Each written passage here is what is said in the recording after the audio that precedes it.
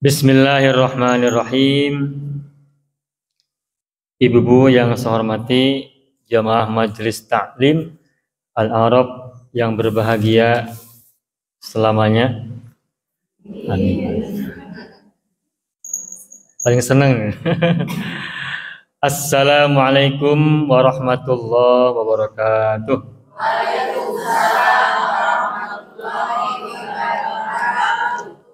Alhamdulillahi rabbil alamin, iyyahu na'budu wa iyyahu nasta'in, ala umurid dunya waddin, wassalatu wassalamu ala khairil wara bil barri wal bahri ajma'in.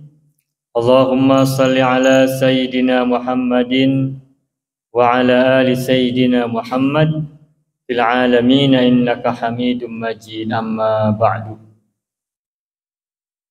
Puja dan puji marilah kita selalu haturkan pada Allah, Zat yang menguasai langit dan bumi, Zat yang mengendalikan setiap diri, Zat yang membolak-balikan hati, Zat yang memberikan kepada kita nasib-nasib yang terbaik untuk kita semuanya, dan kita tinggal memilih mana yang akan kita ambil dari pilihan-pilihan yang telah Allah berikan kepada kita semuanya. Mudah-mudahan kita semua termasuk orang-orang yang dapat mencermati, dapat menyimak, dapat memahami, sekaligus dapat mengambil kebaikan-kebaikan yang Allah sebarkan di alam raya ini, dan kita beruntung bisa menikmatinya dengan penuh kesadaran dan juga hati nurani yang setulus hati. Amin ya rabbal alamin. Salawat dan salam semoga Allah selalu curahkan pada junjungan alam, kekasih agung Nabi Mustafa Muhammad sallallahu alaihi wasallam, dan juga untuk keluarga yang suci dan para sahabat yang setia. Alhamdulillah kita kembali hari ini berada di bulan Maulid atau bulan Maulud, tepatnya bulan Rabiul Awal, tepatnya lagi sekarang tanggal 10 Rabiul Awal ya. Sebab hari Senin kan tanggal 12. Kenapa siapa tanggal 12 hari Senin? Karena hari Senin libur kan? Dan kenapa libur merah? Karena tanggal 12 Rabiul Awal. Jadi ingatnya hari Senin depan lusa ini tanggal 12 Rabiul Awal, dan hari ini adalah hari Sabtu, berarti tanggal 10 Rabiul Awal. Alhamdulillah kita Allah berikan usia sampai hari ini. Rasanya belum lama kita berada di bulan Rabiul Awal. Dan alhamdulillah kita diberi kesempatan oleh Allah, diberi usia, diberi peluang, dan juga diberi kesehatan sampai berada di bulan yang mulia, yang di dalamnya Allah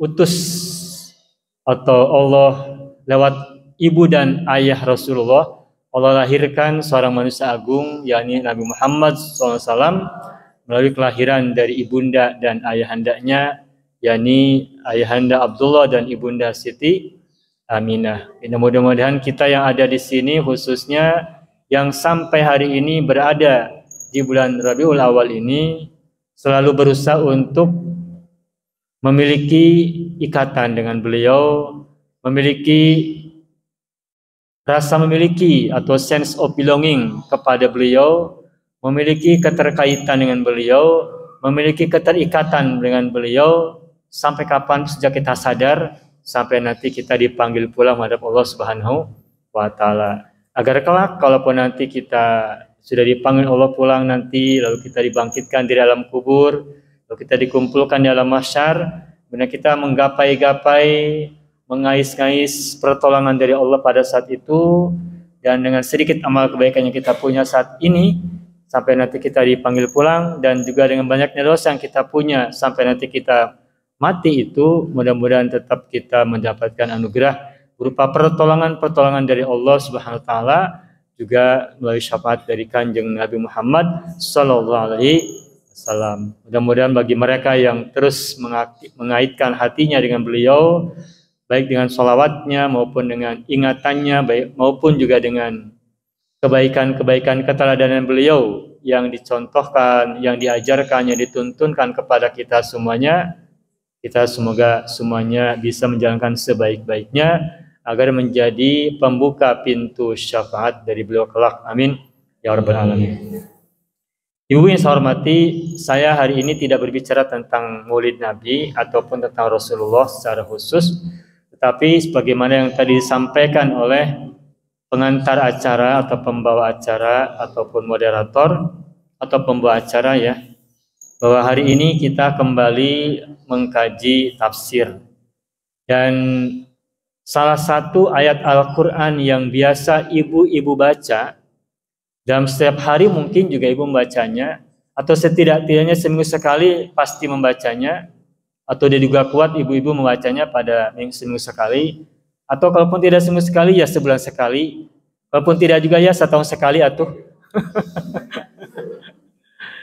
ya pokoknya sebanyak yang bisa kita lakukan. Insya Allah kita setidaknya pernah mendengar ayat ini dibacakan orang atau kita pun membacanya. Bahkan sebagian besar kita di sini insya Allah sudah banyak yang menghafalnya. yakni surat Al-Baqarah ayat-ayat terakhir, yakni ayat 286 yang berbunyi a'udzubillahi minasyaitonirrajim, bismillahirrahmanirrahim, la yukallifullahu nafsan illa wus'aha. Tuh kan hafal kan? Berarti sudah sangat hafal ayat-ayat ini. La yukallifullahu nafsan illa wus'aha. Lanjutnya, laha ma kasabat wa 'alaiha maktasabat. Ya segitu dulu aja. Yang lainnya mah bukan berarti ibu tidak hafal, pasti ibu sudah sangat hafal, tetapi sudah sampai situ dulu karena kita ingin coba bahas yang ini. Ibu-ibu punya beban enggak selama hidup? Banyak beban ya, banyak beban. Berarti beban itu sama dengan penderitaan begitu? Beban itu kewajiban ya, beban itu kewajiban atau sesuatu yang memberatkan kepada kita. Tetapi apakah itu penderitaan belum tentu. Karena boleh jadi ada orang yang senang diberi beban. Ibu kalau sedang ada dalam satu kumpulan masyarakat atau mungkin kepanitiaan, ibu tidak diberi tugas, enak enggak? Ongkoh tertulis namanya si A jadi panitia anu, tapi cicing tekeing pada malan, enak enggak bu? Yang lainnya sibuk, ibu diam saja, nggak dapat tugas. Kira-kira perasaannya enak tidak? Kapan ibu merasa enak? Kalau sama yang lain juga diberi beban, kan diberi tugas. Banyak orang justru mencari jabatan kan, apa tuh? Untuk mencari beban kan? Banyak orang mengejar-ngejar beban dengan berupa jabatan. Maka di satu sisi kita mungkin ketika mendapatkan beban itu biasanya orang merasa berat. Tetapi dalam perspektif yang lain, sesungguhnya beban itu adalah anugerah. Beban itu adalah kepercayaan. Beban itu adalah amanat, sekaligus juga dia adalah rahmat, kasih sayang dari Allah untuk kita yang menerima beban itu. Sebab apa? Sebab kalau kita tidak diberi beban, hidup sepanjang hayat dari kita lahir sampai kita mati, tidak punya tugas apapun, rasa-rasanya kita nih, apa bahasa zaman sekarang tuh? Kayak gabut begitu ya. Gabut kalau dapat anugerah banyak, tapi kok nggak dikasih beban apa-apa, nggak dikasih tugas gitu. Gaji buta. Oksigen tiap saat dapat. Air setiap saat bisa kita nikmati mandi dan minum dan sebagainya. Makanan pun masih bisa kita setiap saat waktunya. Iya kan? Nah, seandainya kita bisa makan, bisa minum, bisa berjalan-jalan dan sebagainya, tapi tidak ada sesuatu yang bisa kita perankan dalam dunia, perasaan asa apa fungsi kita dalam dunia kalau begitu hanya menikmati saja? Kalau dalam bahasa Sunda, mohon maaf ada istilah apa? Hardolin kan? Enak gak kita misalkan hanya hardolin? Enak gak kalau gitu bu? Apa artinya bu hardolin? Ibu sudah hafal lah. Dahar, dan ulin. Kalau kita hanya dahar kan berarti makan menikmati hidup ya, bisa mendapatkan rezeki. Konsumsi kita bisa masuk ke dalam tubuh kita, kita menikmatinya dengan baik. Kemudian setelah masuk kita apa? Keluarkan kan? Nikmat. Kemudian setelah itu apa? Ulin, main saja. Kira-kira sepanjang hayat itu kita lakukan, bakal bosan nggak bu? bosan juga hirup teh kieu wae, dahar deui. Ulin deui. Pada waktunya akan merasa jenuh. Dan kita akan muncul pertanyaan, masa kita menikmati banyak nikmatan dalam hidup tapi kok tidak ada tugas apapun yang kita terima? Apa sebagai mulang tarima kita kepada zat pemberi kita kenikmatan hidup tadi gitu. Maka sebagaimana ada orang misalnya yang satu kepanitiaan ketika yang lain bekerja dapat tugas anu dan sebagainya, sementara dia diam tepara ruguh, diam saja piraku jadi panitia tidak ada pegawaian tebarang gawe. Tapi kalau misalkan mau digawe, gawe naon? Mau berbuat apa? Tidak ada tugas. Maka ketika seorang yang sudah ditunjuk jadi panitia, maka di antara kebahagiaan dia adalah dia mendapatkan tugas sebagaimana semestinya. Dan begitu dia dapatkan tugas yang tadinya belum, kemudian dia dapat, itu senangnya bukan lumayan. Luar biasa, itu adalah kebahagiaan. Maka begitulah juga ketika Allah memberikan kepada kita nikmat hidup, nikmat kelahiran, kehidupan, dan fasilitas nikmat yang Allah berikan kepada kita sepanjang hayat sampai nanti kita dipanggil pulang, itu kan semuanya anugerah dari Allah. Dan ketika kemudian Allah berikan kepada kita tugas-tugas atau taklif, beban-beban, ya entah yang kita sebut dengan ibadah-ibadah ritual maupun ibadah-ibadah yang lainnya, ibadah sosial dan sebagainya, itu sesungguhnya adalah penghormatan dari Allah. Maka sekarang kita mari ubah cara pandang kita. Ketika kita mendapatkan perintah dari Allah, itu dilihatnya bukan sebagai beban yang memberatkan, tapi sebagai sebuah tugas yang merupakan penghormatan untuk kita. Sebagaimana kalau kita hidup gabut, tidak ada pekerjaan, kita pun merasa jenuh, maka ketika kita hidup di alam dunia ini sepanjang hayat kita, dan kita diberi oleh Allah peran-peran tertentu olehnya, maka peran yang Allah berikan kepada kita, tugas yang diberikan kepada kita, beban yang diberikan kepada kita, itu semuanya adalah anugerah. Bukan lagi dilihat sebagai beban yang memberatkan, tapi nikmat yang boleh jadi orang lain tidak dapatkan.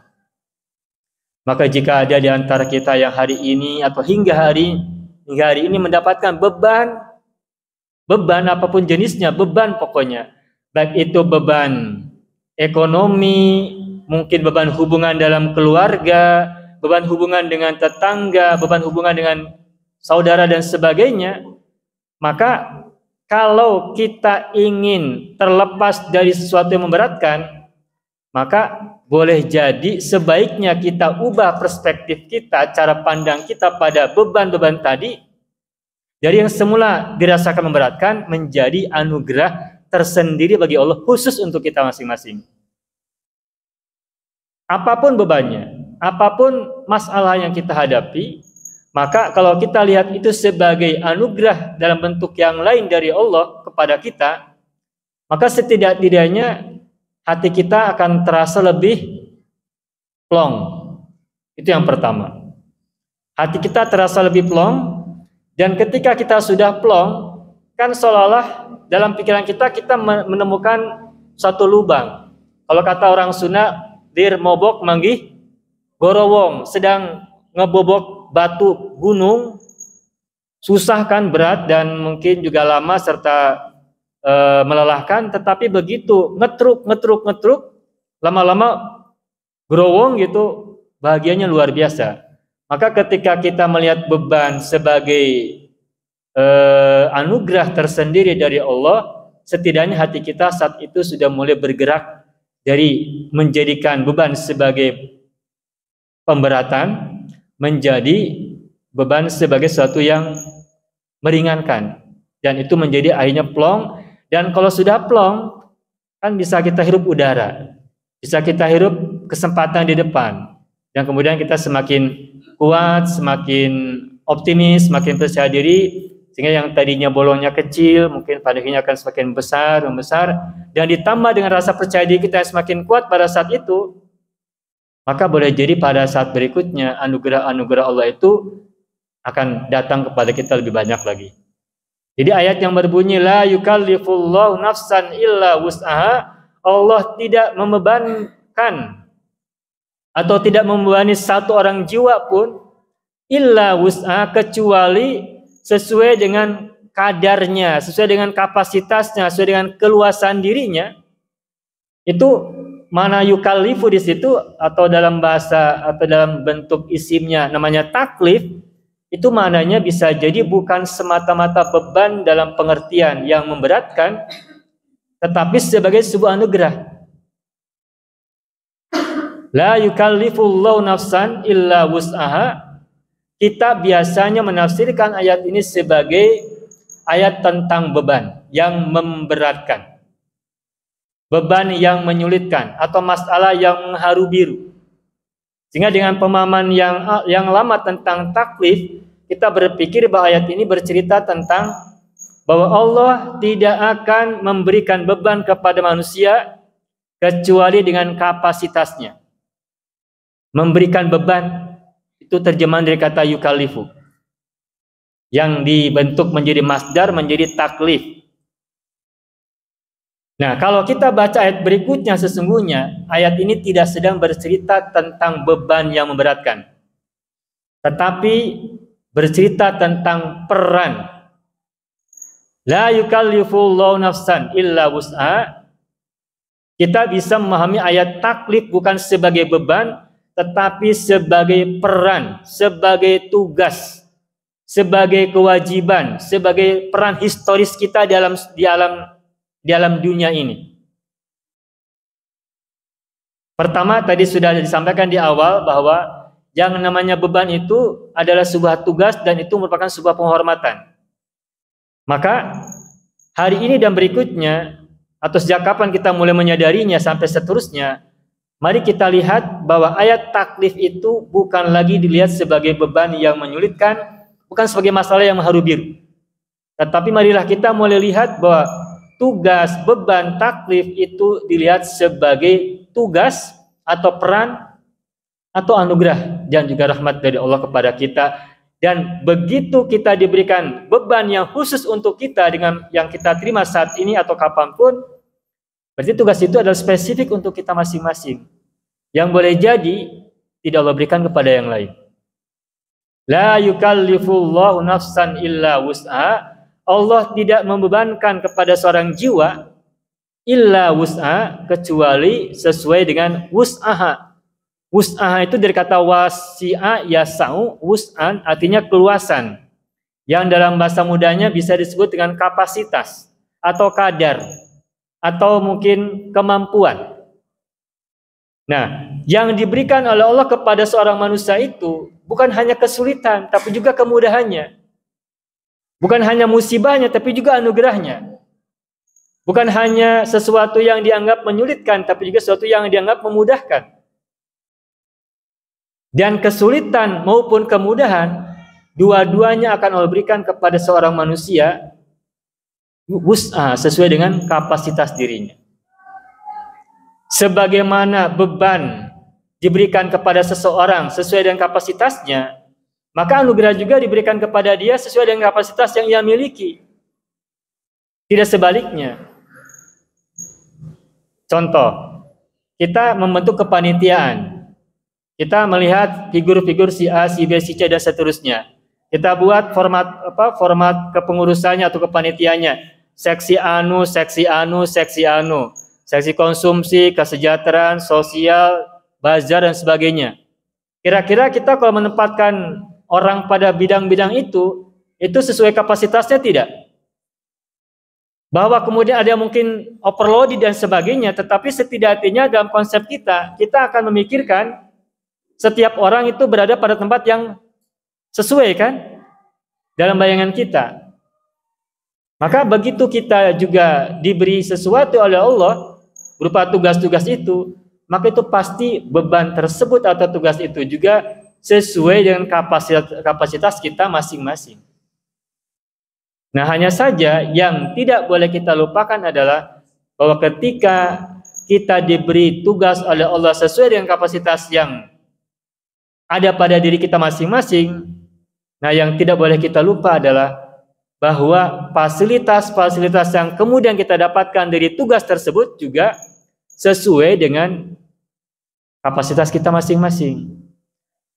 Kalau kita seorang, misalnya katakanlah kalau misalkan kepala desa, maka dia mendapatkan beban sebagai seorang kepala desa dengan tugas dan kewajiban tupoksi sebagai seorang kepala desa. Cakupan wilayahnya hanya untuk urusan desa, masyarakatnya untuk sadesaun. Masalah-masalahnya pun hanya untuk yang berada di sekitar lingkungan desa dia sendiri. Nah, ketika beban yang sudah dia dapatkan adalah seperti itu kapasitas untuk satu desa, maka kira-kira fasilitas yang ia terima melewati Pak Camat tidak? Tidak, tapi sudah untuk fasilitas untuk seorang kepala desa, seorang ku. Naik lagi seorang camat, naik lagi seorang bupati, seorang gubernur, seorang presiden. Itu semuanya mengikuti. Beban mengikuti dengan fasilitasnya atau fasilitas mengikuti dengan bebannya. Dua-duanya beriringan. Ini secara sosiologis dalam pengertian peran-peran sosial. Nah, tentu saja kita bisa melihat orang-orang yang yang bisa kita amati kalau tokoh-tokoh figur-figur ya. Nah, sekarang marilah coba kita pahami ayat ini untuk konteks individu kita masing-masing. Karena biasanya orang itu lebih peduli dengan urusan dirinya sendiri daripada urusan orang lain. Si A, si B tokoh tertentu mau dihujat, mau diapa terserah dia. Toh yang hujat bukan saya, yang hujat orang lain. Kalaupun dosa yang hujat bukan kita. Tetapi kalau yang punya masalah dari diri kita sendiri, kita punya pikiran nggak? Punya dong. Kita ingin segera lepas dari masalah yang kita hadapi kan? Nah, cuman ketika kita punya masalah, bagaimana kita menghadapi, bagaimana kita menyikapi, bagaimana kita menilai atau mempersepsi masalah yang sedang menimpa kita.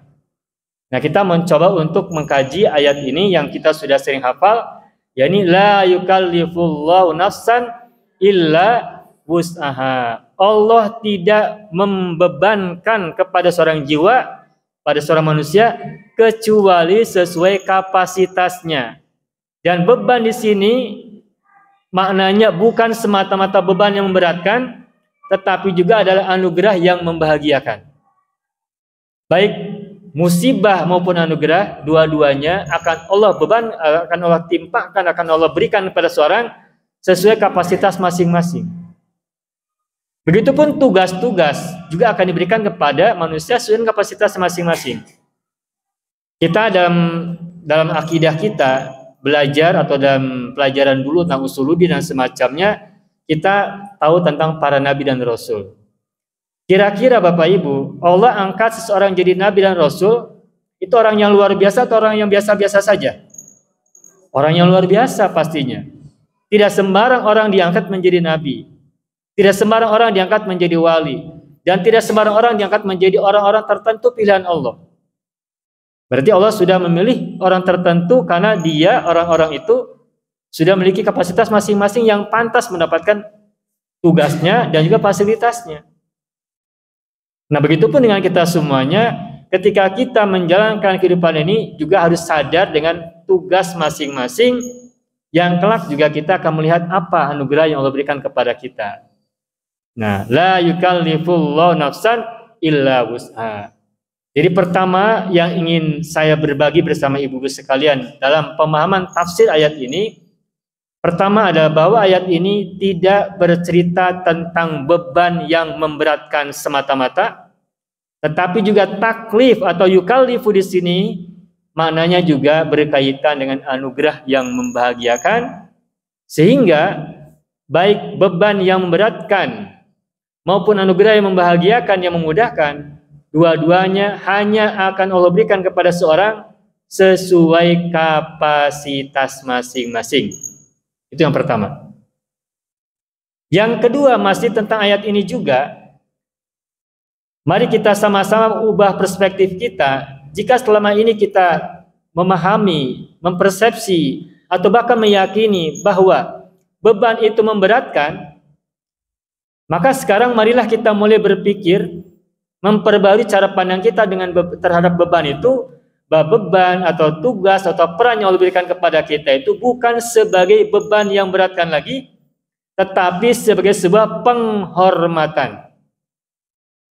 Sebagaimana anak gadis ketika dia belum menjadi istri, dia bisa kemana-mana bebas. Tentu saja dalam pengawasan dan lindungan orang tuanya. Dia belum mendapat kewajiban sebagai seorang istri berinteraksi dan saling melayani dengan suaminya. Tetapi ada banyak orang yang ketika sudah masanya harus menikah, justru gadis itu akan merasa mendapatkan kebahagiaan ketika ia sudah menjadi seorang istri dengan menikah. Pada usia tertentu ketika belum menikah, maka justru itu malah sebaliknya. Yang tadi kelajangan adalah sesuatu yang membahagiakan bagi dia, tapi begitu sudah saatnya tiba dan dia belum mendapatkan rezeki itu misalnya, maka dia mungkin sudah mulai merasa sesuatu yang tidak nyaman dalam dirinya. Nah, begitupun seorang manusia mendapatkan peran. Ketika orang mendapatkan peran baru, maka peran baru itu adalah anugerah yang juga sangat atau menjadi sebuah penghormatan bagi dirinya sepanjang hidupnya sesuai dengan kapasitas yang ia bergerak. Ketika seorang bayi beranjak menjadi seorang anak, kemudian menjadi seorang remaja, menjadi seorang dewasa dan seterusnya, itu semuanya bergerak dengan beban sekaligus juga dengan anugerah yang masing-masing terima dengan kapasitas masing-masing. Jadi yang kedua yang ingin kita sampaikan bersama-sama ibu-ibu ini adalah bahwa tugas atau peran itu bukan lagi dilihat sebagai sebuah beban, tetapi sebagai sebuah anugerah yang eksklusif untuk masing-masing orang.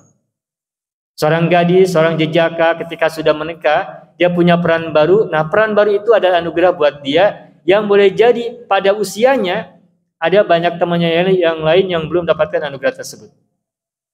Maka begitulah juga kita ketika hari ini kita mendapatkan peran-peran baru, tugas-tugas baru, maka itu juga mesti dilihat sebagai penghormatan Allah secara khusus untuk kita, untuk meningkatkan siapa kita, mengupgrade diri kita, tentu saja nanti dengan persoalan yang ada di dalamnya, sekaligus juga dengan fasilitas yang akan kita terima dalam peran itu bersama-sama. Itu yang kedua. Nah, yang ketiganya kita akan lanjutkan dengan ayat berikutnya, bahwa pemahaman tadi yang saya sampaikan, bahwa ayat la yukallifullahu nafsan illa wus'aha itu bukan semata-mata tentang beban yang memberatkan, melainkan juga tentang anugerah yang membahagiakan. Itu bisa kita telusuri dari kalimat ayat sesudahnya. Apa ayat sesudahnya? Kalimat berikutnya? La yukallifullahu nafsan illa wus'aha. Terus laha ma kasabat wa 'alaiha maktasabat. Coba ibu-ibu paham nggak artinya laha makasabat wa 'alaiha maktasabat? Kalau kita lihat terjemahan, kita coba lihat terjemahannya. Kita cek. Dalam terjemahan misalnya dipahaminya sebagai begini. Allah tidak membebani seseorang melainkan sesuai dengan kesanggupannya. Dia mendapat pahala dari kebajikan yang dikerjakannya dan dia mendapat siksa dari kejahatan yang ia perbuat. Nah, ini bercerita tentang pahala dan siksa. Kalau terjemahan di sini, di mushaf yang saya pegang. Jadi mushaf yang ibu-ibu pegang mungkin ada terjemahan yang berbeda. Tetapi dalam terjemahan di mushaf yang saya pegang ini, laha maka sabat wa 'alaiha maktasabat diterjemahkan sebagai laha pahala, 'alaiha siksa. Pahala atas kebaikan yang dikerjakan, siksa atas kejahatan yang dikerjakan. Nah, kalau kita bicara pahala dan siksa, kapan terjadi biasanya dalam bayangan kita? Pikiran kita biasanya kalau kita bicara siksa dan pahala, itu pikirannya ke alam akhirat ya Bu ya? Bukan di alam dunia. Sedangkan ayat yang sebelumnya tadi, la yukallifu nafsan, itu di mana ceritanya? Di alam dunia. Karena kalimat la yukallifullahu nafsan illa wus'aha itu bercerita tentang beban dan anugerah yang Allah berikan pada manusia itu di alam dunia, baik berupa kewajiban, berupa hal yang sunnah dan semacamnya. Berarti kalimat sesudahnya pun laha maka sabat wa 'alaiha maktasabat itu juga berkaitan dengan apa yang kita akan terima dalam dunia. Bukan bercerita tentang pahala dan siksa, tentang ganjaran dan dosa dan semacam itu. Tetapi tentang apa yang akan kita dapat dan apa yang akan menimpa kita di alam dunia ini juga berkaitan dengan ayat yang sebelumnya. Nah, saya akan coba mendekati dengan pendekatan bahasa ya. Laha ma kasabat. Di situ kalimatnya adalah laha, ada lam sama ha. Lam itu artinya mempunyai atau untuk atau di sisi atau kepada dan mana lain semisal, tetapi secara mudahnya lah di situ maknanya ada sesuatu yang biasanya yang baik-baik atau yang enak-enak atau yang mudah-mudah atau yang suka-suka atau bahagia. Sedangkan wa 'alaiha maktasabat di situ ada kata 'alaiha, ada ala dan ha. Yang arti letterleknya ala itu adalah di atas. Nah, di atas itu artinya sesuatu yang membebani seseorang. Kalau misalkan kita sebut botol di atas meja, berarti maaf. Botol di atas meja, berarti di atas meja ada botol. Berarti meja dibebani oleh botol kan? Berarti botol adalah beban bagi sebuah meja. Nah, kalau beban berarti itu sesuatu yang, kalau dalam perspektif yang umum, itu sesuatu yang memberatkan si meja tersebut. Maka ketika ada ungkapan 'alaiha, itu dipahaminya sebagai sesuatu yang tidak enak, sesuatu yang duka, sesuatu yang menyulitkan. Dalam doa ketika kita mengunjungi pengantin atau kita ke acara undangan, kita mendoakan pengantin dengan ungkapan bagaimana, Ibu? Barakallahu laka, terus wa baraka alaika, atau barakallahu lakuma wa baraka alaikuma. Ada laka atau lakuma, ada alaikuma atau alaika. Adalah, ada ala. Apa perbedaan makna antara barakallahu laka dengan wa baraka alaika? Yang kalau diterjemahkan, orang-orang umumnya memahaminya sebagai semoga Allah berikan berkah kepadamu saja. Laka kepadamu, alaika kepadamu. Kalau maknanya sama, kenapa disebut berbeda? Nah, kalau kita kaji secara bahasa, laka dan alaika maknanya berbeda. Barakallahu laka wa baraka alaika, secara mudahnya itu sesungguhnya maknanya begini.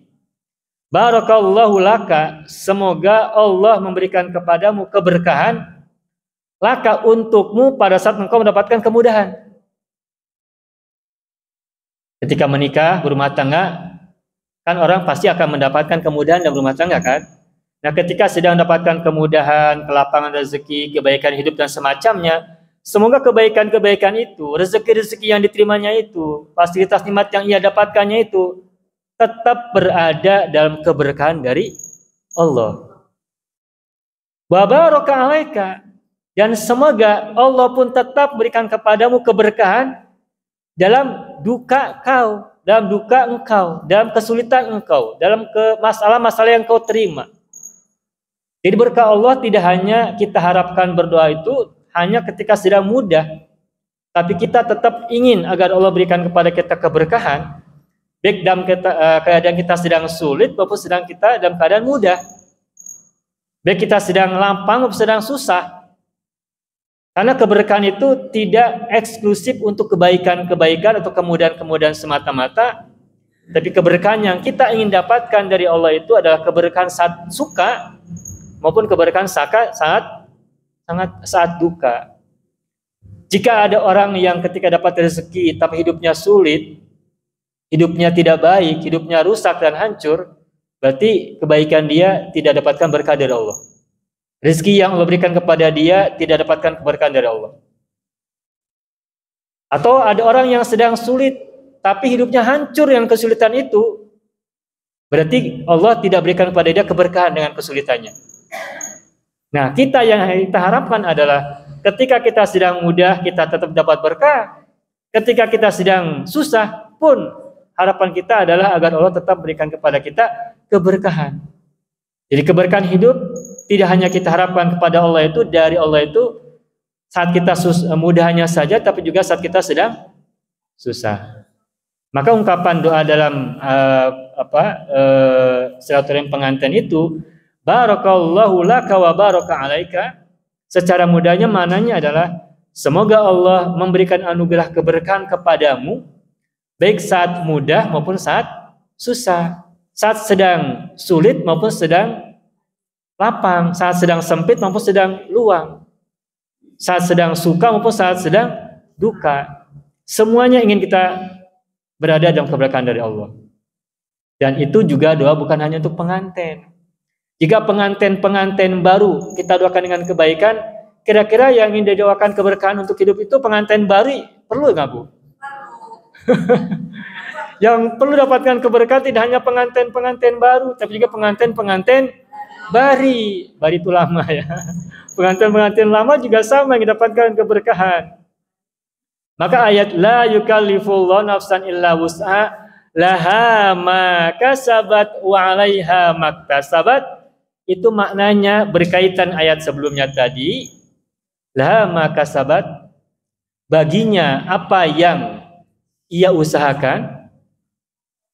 Berarti kaitannya dengan kalau tadi di sini sebutnya pahala.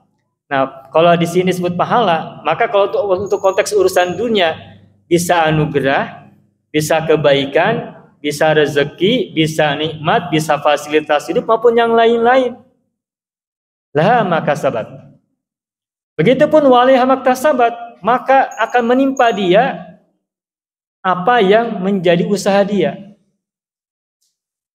Jadi beban yang Allah berikan kepada kita, anugerah yang Allah berikan kepada kita, pertama sesuai kapasitas kita masing-masing. Tetapi kalimat itu dilanjutkan dengan kalimat berikutnya yang merupakan warning buat kita. Laha ma kasabat, baginya apa yang ia usahakan, maksudnya kemudahan, kelapangan, kebahagiaan baginya kalau dia mengusahakannya. Waliha maktasabat, dan atasnya juga kesulitan, kesempitan, kesusahan akan menimpa dia atas apa yang ia kerjakan juga.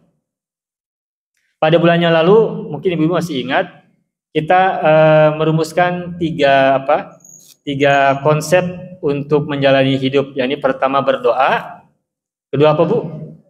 Berusaha dulu, berusaha, yang ketiga berbuat baik ya, trilogi hidup, berdoa, berusaha atau bekerja, yang ketiganya adalah berbuat baik.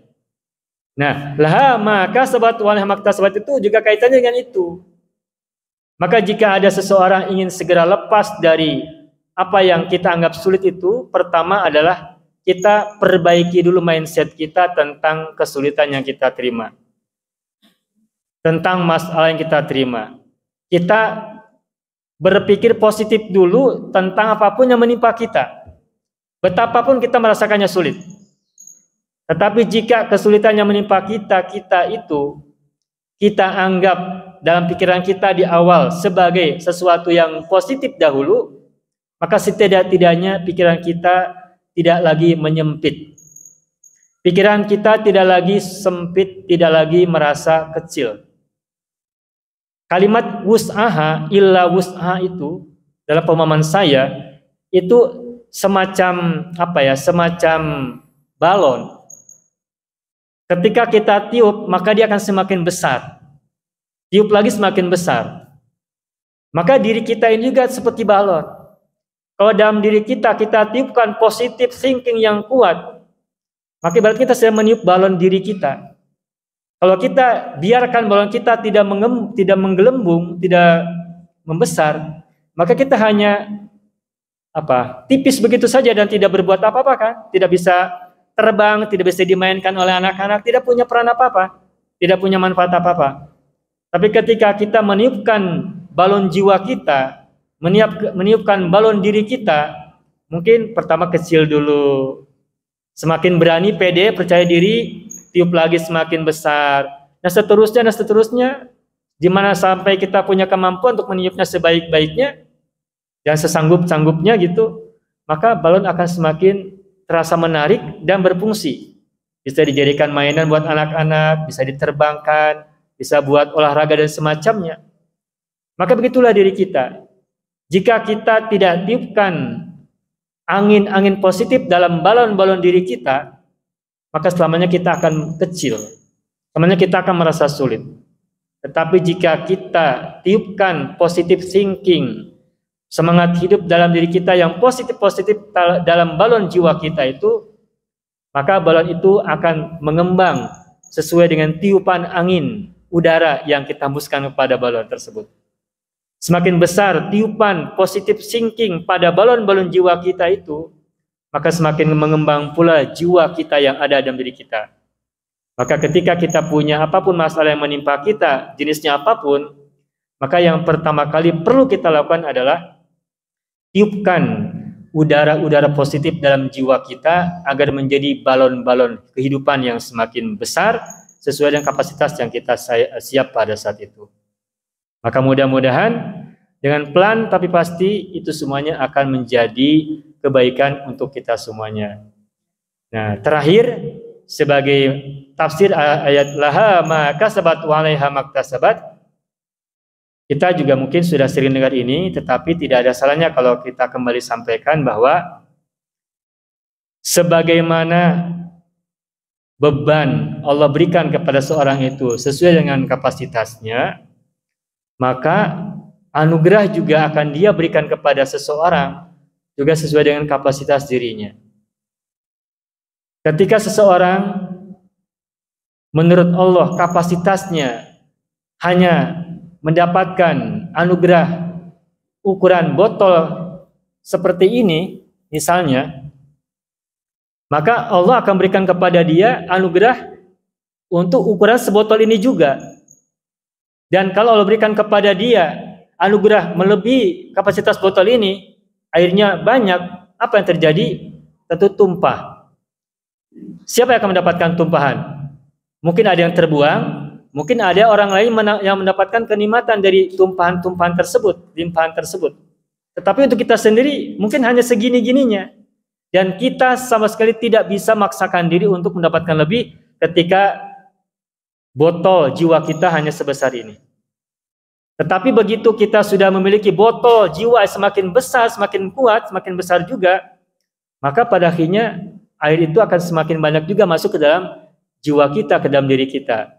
Maka begitulah juga anugerah yang Allah berikan kepada kita sesuai dengan kapasitas udara diri dalam diri kita yang kita miliki, dan pemilikan itu juga sesuai dengan udara-udara positif yang kita hembuskan dalam jiwa kita masing-masing.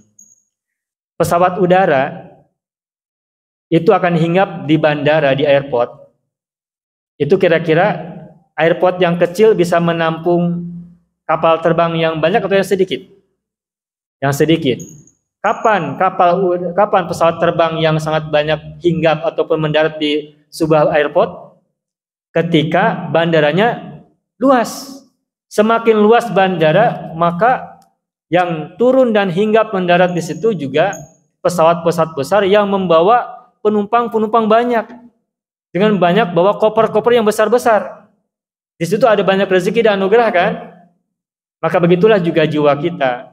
Jiwa kita juga ibarat bandara-bandara. Jika kita hanya bandara kecil saja, jiwa kita merupakan bandara kecil, maka kita hanya bisa didarati oleh pesawat-pesawat kecil yang sedikit.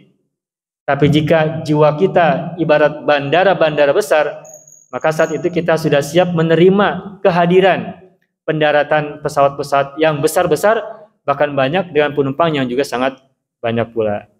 Nah, maka marilah Bapak Ibu semuanya, marilah kita kembali kepada diri kita masing-masing. Apapun itu dan siapapun kita, marilah kita lihat apakah kita sudah merasa sebagai orang yang memiliki balon jiwa yang besar, ataukah kita masih kecil? Kalau kita masih memiliki balon kecil, maka ketika kita berdoa pun kita juga harus mengukur diri.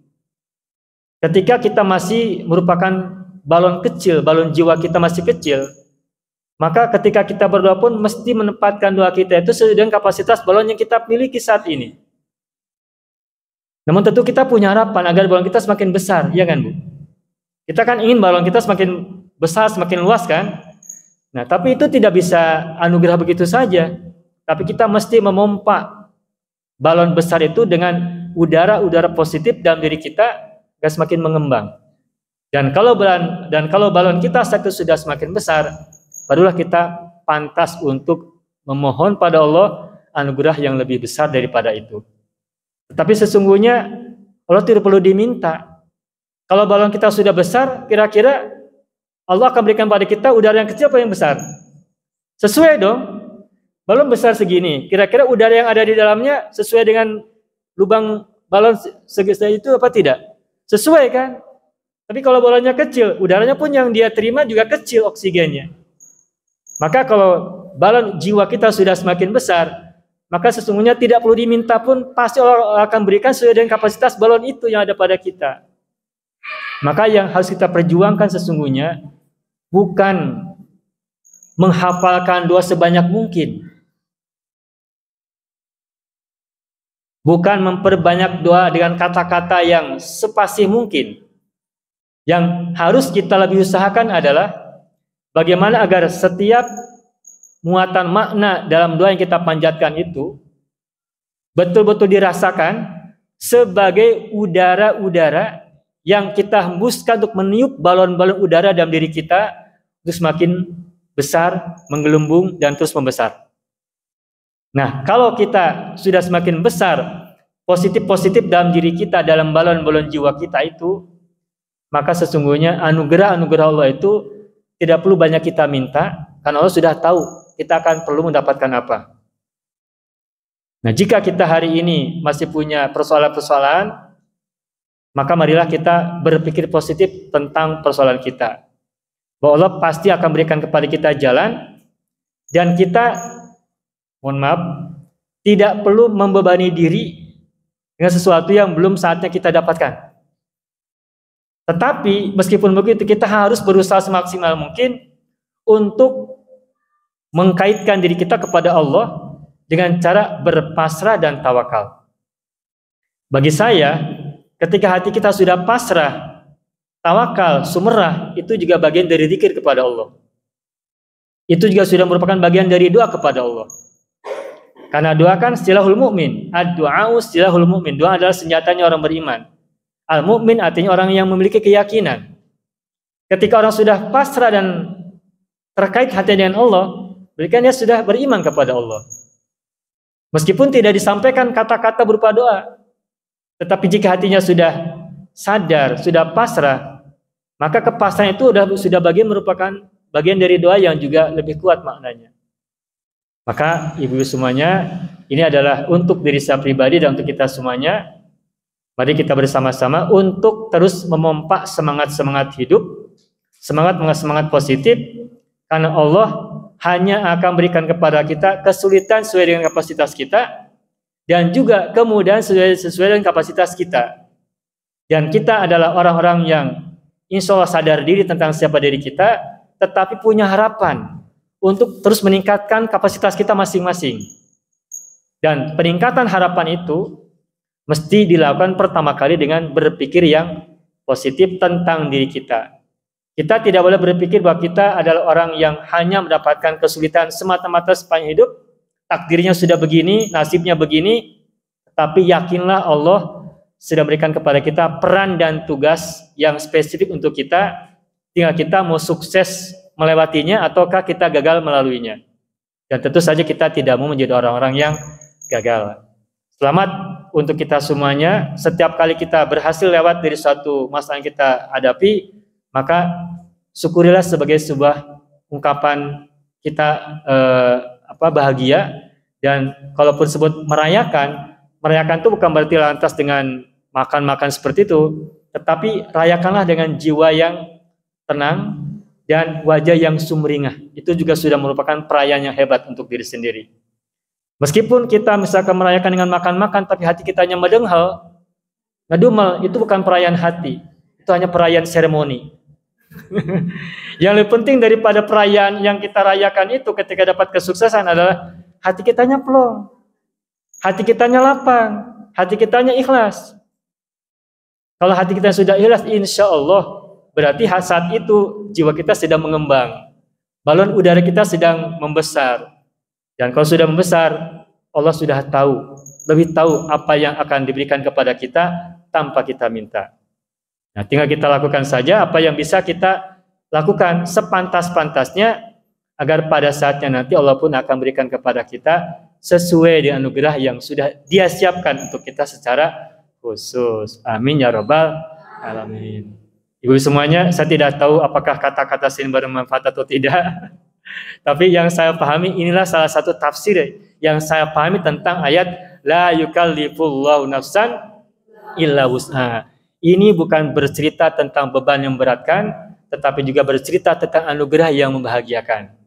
Jika ayat ini kita pahami sebagai beban yang diberikan kepada kita oleh Allah, beban positif maupun beban negatif, beban memberatkan maupun anugerah yang membahagiakan, maka marilah kita siapkan diri kita menjadi balon-balon besar sesuai kapasitas kita, semampu yang bisa kita lakukan, sesuai dengan kapasitas yang juga kita miliki, dan terus berkembang sampai kapanpun yang bisa kita lakukan. Kesabaran tidak ada batasnya, karena batasi kesabaran adalah diri kita sendiri, dan kita tidak mau rezeki kita, anugerah kita Allah batasi oleh keterbatasan kita. Biarkan Allah batasi rezeki itu sesuai dengan takdirnya, bukan oleh takdir kita. Biarkan Allah menganugerahkan kepada kita sesuai dengan anugerah yang akan dilimpahkan kepada kita. Dan jangan kita batasi oleh diri kita sendiri. Asal kita memperlebar diri, memperluas diri, memperbesar kapasitas diri dengan kesyukuran, dengan usaha dan dengan kebaikan yang kita wujudkan, insya Allah mah sudah tahu siapa diri kita pasti. Ya, kita tinggal menerima saja apa yang Allah berikan kepada kita. Tawakal, tasabbur, dan juga tasyakur. Bertawakal, memasrahkan diri kita kepada Allah, mewakilkan apapun yang kita alami kepada Allah semata-mata. Tasabbur, kita terus bersabar menjalani apa yang kita alami saat ini. Dan tasyakur, kita selalu mensyukuri apa yang Allah berikan kepada kita. Bersyukur, berpikir positif, dan teruslah berbuat baik. Insya Allah itu akan menjadi jalan-jalan lapang untuk memperbesar balon-balon jiwa kita semuanya. Amin ya rabbal alamin. Itu saja bisa saya sampaikan. Mohon maaf apabila apa yang tadi saya sampaikan lantur ke sana kemari. Tapi besar harapan saya semoga ini bermanfaat khususnya buat diri saya pribadi, umumnya buat kita semuanya. Mudah-mudahan dengan wasilah surat Al-Baqarah ayat 286 yang berbunyi la yukallifullahu nafsan illa wus'aha laha ma kasabat wa alaiha maktasabat ini, kita semuanya semakin memiliki jiwa-jiwa yang besar, memiliki hati-hati yang lapang, memiliki diri-diri yang semakin mengembang, sehingga nanti kita menjadi orang-orang yang pantas mendapatkan kebaikan-kebaikan dari Allah sebesar diri kita yang kita miliki hari ini. Amin. Amin. Itu saja bisa saya sampaikan. Mohon maaf atas segala kekurangan dan khilafan. Tapi barangkali ada waktu 2 menit, 3 menit. Ada yang mau disampaikan? Cukup? Ibu-ibu? Cukup saja? Cukup. Baik ya, sudah sangat cukup. Alhamdulillah. Semoga apa yang tadi kita bahas ini menjadi kebaikan dan kasih sayang di antara kita semua dari Allah SWT. Ya Allah turunkan kepada kita semuanya kebaikan yang tak terhingga sepanjang hayat. Amin ya rabbal alamin. Tetap bahagia, tetap optimis, dan tetap berbesar hati. Insya Allah anugerah Allah akan dilimpahkan kepada kita semuanya tanpa henti. Amin. Amin. A'udzubillahi minasyaitonir rajim. Bismillahirrahmanirrahim. Allahumma shalli ala sayyidina Muhammad wa ala ali sayyidina Muhammad. Allahumma shalli ala sayyidina Muhammad wa ala ali sayyidina Muhammad. Allahumma shalli ala sayyidina Muhammad wa ala ali sayyidina Muhammad fil alamin innaka Hamidum Majid. Allahumma ij'alna minas sabirin waj'alna minasy syakirin waj'alna minal marhumin birahmatika ya arhamar rahimin. Allahumma inna nas'aluka husnal khatimah wa na'udzubika min su'il khatimah. Rabbana atina fid dunya hasanah wa fil akhirati hasanah wa qina adzabannar. Subhana rabbika rabbil izzati amma yasifun wa salamun ala mursalin walhamdulillahi rabbil alamin. Hatur nuhun. Nada agung cukup lemur nada jembar pangampura hapunten anu kasuhun hatur nuhun anu kapihatur. Akhiran aqulu lakum wassalamualaikum warahmatullahi wabarakatuh. Hatur nuhun.